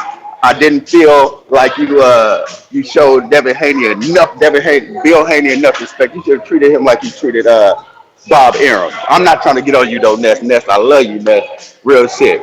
All congratulations, all praises. What did you want me to do though? What? That's what I wanted you to do. You see how you gave that? How you gave Bob? I mean Bill. Not Bill. How you gave Bob that great ass introduction. Rewind that shit. You make sure you get that shit for Bill Haney the Great next time. But I did remember. I said, man. Hell. I said, Bill. I said, BH the Great really is the great. He stood on this court. What are you talking about? I said that. No, and then I we went live. I hear you. I feel like you did Bob Arum's even better. I don't like that shit. That's all I got to do. I could be in my feelings. Man. Hey, I think Bill Haney is the best thing for boxing all the way around. He man his goddamn son. I'm backing him 100%. Man, and man, just shout out to Ness the Great. I miss Mike already. God damn it. But man, that's it. I appreciate your goddamn energy and your efforts, man. Both of them on the line at the same time. And Bob ducked that smoke. I just want you to know that. And you know that shit. And say that shit out loud, Ness, that Bob be fucking bullshitting. Straight up, I'm out. All right. Well, I mean, Bob is 84 years old. He's probably not gonna want to be on double line, and that's why I went at it that way, because we've definitely have lost callers. But Rod and A70, not callers, but peoples that we've interviewed because of that. People think they get sandbagged. That's never my intentions. Rod, was good. Hey, what up, bro? Hey, man. Thanks for asking that question. Good interview from both guys. The question I asked about Bob Arum, their side is always talking about Errol Spence is afraid to fight Terrence Crawford. So I wanted to see if he would allow Terrence Crawford to come over to Fox, since Errol is the A side of those two fighters, and he clearly said no. So everybody out there hollering about this fight, that's why you're not going to get the fight. Probably in 2020 and maybe not even in 2021, because Earl is not going to go over to ESPN. They're not going to do a double telecast because there's not enough money involved in the fight right now. Because I think even if they did the fight right now, they wouldn't do. I would be surprised if they did 600,000 buys, and that's just not enough money for them to split between both networks. So I would say this: Earl has too many chickens on his side of the room to hatch to go over there with Crawford, and Crawford has nothing. So Earl could go fight Danny. He could come back, fight Thurman. He could fight Manny. He could go up and fight what's his name? The guy that just beat Hurd. I can't even think of his name right now. J-Rock. He could fight J-Rock. He has about 3 or 4 fights. So I just think Bob Arum answered our question. If they're not going to let him go over to Fox, you're not going to get that fight unless ESPN come with the bag. That's my call. All right. Let me see. Is that everybody? We got CYP on the boomerang. Yo, what up? What up? Y'all hear me? Let me know you hear me. Tell me you hear me. Yes, sir. Okay, look, man. It's obvious that that one white boy, and I wish he changed his name, because when I be coming off so aggressive, it make it seem like I don't like white people. Because that one white boy about to get his ass whipped, tarred, and feathered. He should know a little bit about tar and feathering, because I'm coming to tar and feather his ass. Let's just be realistic. I'm dead serious. The man in the chat with me personally, he says a lot of shit. I'll be telling him, say that online. Say it so everybody can hear you. Call in, say that. Because nobody's believing you right now. I'm asking him. He said, for some real reason, he's saying I got a little dick now. I don't know why he's talking about my dick. I don't know why cats in the chat love talking about my dick. I know they like riding it, but goddamn, we're talking about the size of it. That's weird. But anyway, he said a lot of corny shit through the chat. I really hope that y'all tune in for Border Wars the show Saturday, because maybe I can bring it out of him. Because I truthfully believe he's fucking terrified of me. He don't want to talk with me. He don't want to Skype with me. So I don't know how the hell he gonna want to fight with me. But if y'all believe in that man, put the bet up. You know the bet. You know the bet. Y'all lose. CYP hats got to be bought. CYP hats got to be purchased. You got to take a picture with your CYP hat. I got them online. Take the bet if you believe in them. If you don't, you're a smart man. God bless you. CYP out. Stonebone Boxing, talk to me. Stonebone, Colorado. That's right. What's goody? What up? What up? Yeah, man, that was great interviews, man, and I like that energy from Bill Haney, man. You gotta stay aggressive, man. You gotta stay pushing the narrative, stay pushing Devin name out there, cause Loma's gonna duck him as long as we allow it to. You know what I mean? If we don't keep putting Devin name up there and keep if multiple interviews Bob keep getting asked about Devin, that's gonna do just as much as him fighting Luke Carroll or a fucking whoever when he Lukes and all these UK guys. But as far as him moving up to 140, I think that'd be a good move for him too. But I think it's probably gonna end up being vacated belts up there because I'm pretty sure Jose gonna try to fight Crawford and the other guy gonna try to fight Crawford. So maybe Prograis move up and get that fight first, and then we get a Jose fight. So or maybe the other way around. Prograis and Jose, and then Bruh, you heard Bob, man. He been sexying up Regis' name. Regis out here healing his wounds to fight Crawford next off of Laws, man. But to be honest though, Bob been saying Regis' name as an opponent even before the fight. I think he thought Regis was going to win because he had started mentioning Regis. He didn't start mentioning the other guy until he won, and then he started saying, I'm gonna move up and fight Crawford now. So I like that. And everybody who just want to take a time to hate on Crawford, this thing wasn't even about Crawford. That's why Crawford fans are so laughing at some of the PBC guys sometimes, because anytime you talk about anybody, all roads lead to a way to hate on Crawford. And you wonder why we call him the king, because you guys put so much of your energy. He wasted this whole phone call to talk about Crawford, and we was talking about Haney. You know what I mean? We were talking about Loma, and he want to call in and hate on Bud. So it's all right that they got a lot we did talk about Bud because we had him in the questions, and I know he asked about Bud, and why would he send Bud to Fox? That don't even make sense. They're not going to send it. It would have to be a joint venture, period. And how is 600,000 not successful when you got guys doing 250,000 talking about it was a success? So if one company 250,000 is success, 600,000 for two companies is success for both companies. So let's be mathematical. So let's stop the bullshit and let's stop being Crawford haters, because it ain't our fault Earl got in a wreck and was drunk. So let him. Whoa, and I let you rant. Whoa. Stonebone, take a pull. Let me see here. Who we got? Alex Lemon, talk to me. What's up with it, Ness? What up, champ? What up, man? Hey, I fucking feel like it's been a long time, man. It's been a while, huh? Well, I haven't gone nowhere. I've been listening to every show. I just haven't called in, have a chance, man. Like today, I missed the whole interview, so I'm definitely gonna go back and I'm gonna listen to it because I gotta listen to that. So I just got home, but from what I'm hearing, man, he been talking about Ramirez fighting Bud. Man, let me tell you something. That would be a great fight, bro. But Jose Ramirez is gonna fight Victor Posto. He's gonna fight in China. Yeah, he announced that over on the show. He said. Yeah. I posted that like 4 days ago, bro. I didn't even see it, champ. Yeah, no, that shit. Well, it's been out there for a while, but they can't. Top Rank got that on seal, can't release, and there's some more big news too coming up over here from California, and you might know some of the names of the name I might be talking about, but that's under wraps still.